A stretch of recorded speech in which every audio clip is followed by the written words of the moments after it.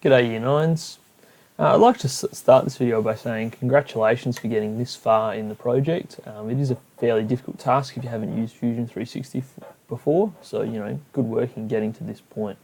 It is important that you've made sure that the whole time you have been taking screenshots and so on. So if you haven't been doing that, you need to make sure that that happens and those go into Onenote. So if you haven't done that, you can always move your timeline back to different stages and take some screenshots along the way. Alright, so make sure that stuff's happening and that it's going into the correct pages in OneNote, which would be under your name in the Fusion 360 Skills Task pages here, so these two pages. Alright, let's go back to Fusion. So in this video I'm going to create the technical drawings and show you how to do that. So from my model that you can see on the screen here, I'm going to click on this button here, which changes the workspace that we're working in. We're going to drop down to the bottom where it says Drawing and click From Design.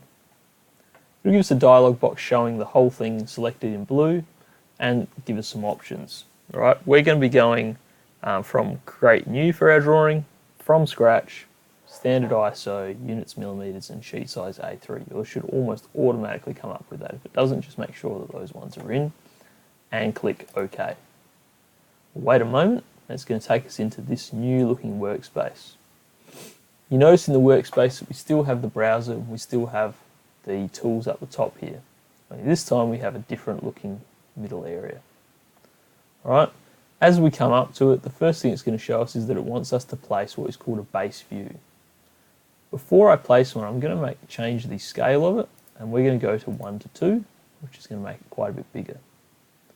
I'm going to place my base view off to the left here.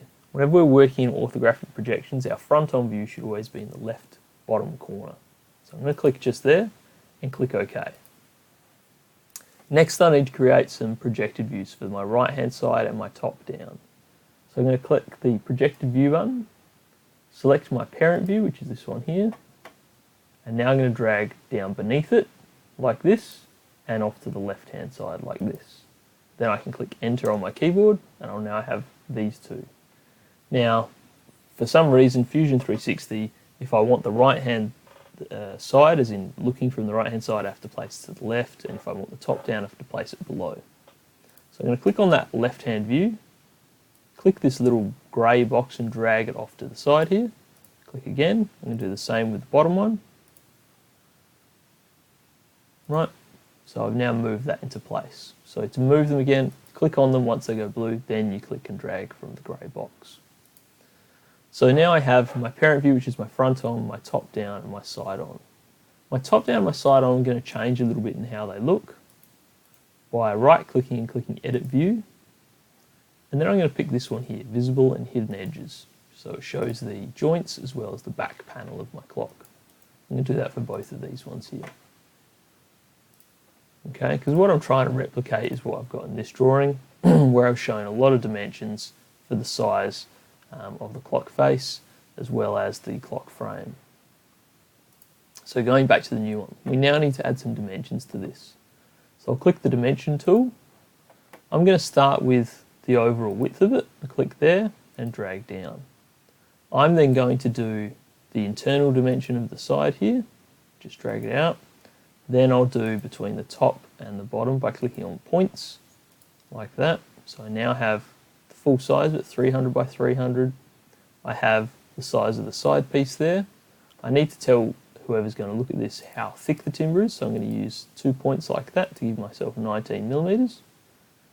And now I'm ready to go ahead and show someone how big the back of the clock is. So I'll do that just by clicking on one line there for the actual clock face. So 281, I'll do it here as well, 281. And now someone's likely to want to know the thickness. So I'm going to click on one of those and then the other, and then drop my thickness outside.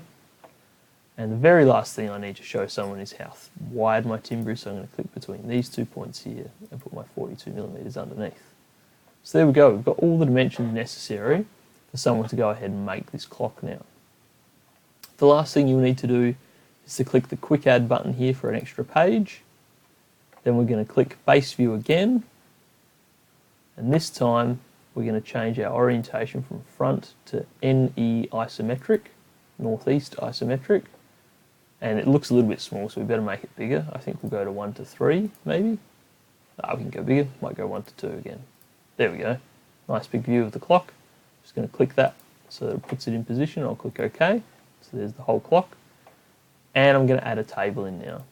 So clicking table, I'm just going to click up in the top corner where I see the box like that. And it will go ahead and add a parts list for me for each of the components. And you'll get a little bubble labeling each of them with the part, what they are, as well as the material they've been made out of. So at this stage, you should definitely hit save, give it an appropriate name. So I'm going to just call mine clock drawing video because it was for the video, and click save. Okay, so I now have my isometric view and my orthographic view, and I need to output these as a PDF to put into OneNote. So you click this button here. You might get, when you do this and you click OK, a dialog box that says you can't. Just click OK, it will let you do it anyway. Okay, give it an appropriate name. Clock drawing video is mine. I've also got clock technical drawings, which will go into the content library. And I just hit save at this point in time. Okay, and that will save off a PDF of your drawing from the actual clock itself. In order to get an archive file, you're going to click the little file drop-down menu, move down to export, and it's going to ask you what type you want it to be. Yours should be .f3d, Autodesk Fusion 360 archive file. Give it an appropriate name. This should be something like clock underscore your first name underscore your last name. And ideally as well, I'd love to see your home group number, so like 9.3 say. Okay, pick your location. Okay, wherever you want to save it, you can just click those three dots in order to decide where you're going to save it. Would be good to save it in your technology folder, which you should have on your computer. When you're happy, click export, and that will save off the file for you, okay, to your computer that you can then put into OneNote. And just on that, if we're uploading files to OneNote, it's a really easy task. All right, let's imagine we're doing it on this second page. It says insert here, so I'm just going to put my cursor there. Click the insert button, click file, insert as attachment. Okay, really important that you pick that.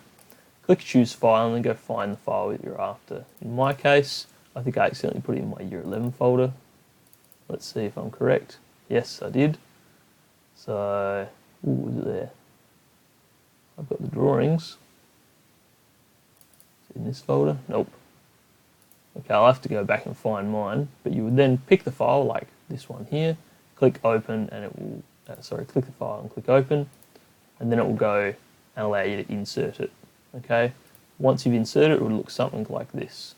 So it's going to take a second or two, and there it would be, PDF file, and you do the same for the archive file. I'm just going to delete that. All right, so you've gone through, you've done your clock, you've done your drawings, you've done everything in OneNote and you've uploaded it all. Congratulations, you've now finished this task. Well done.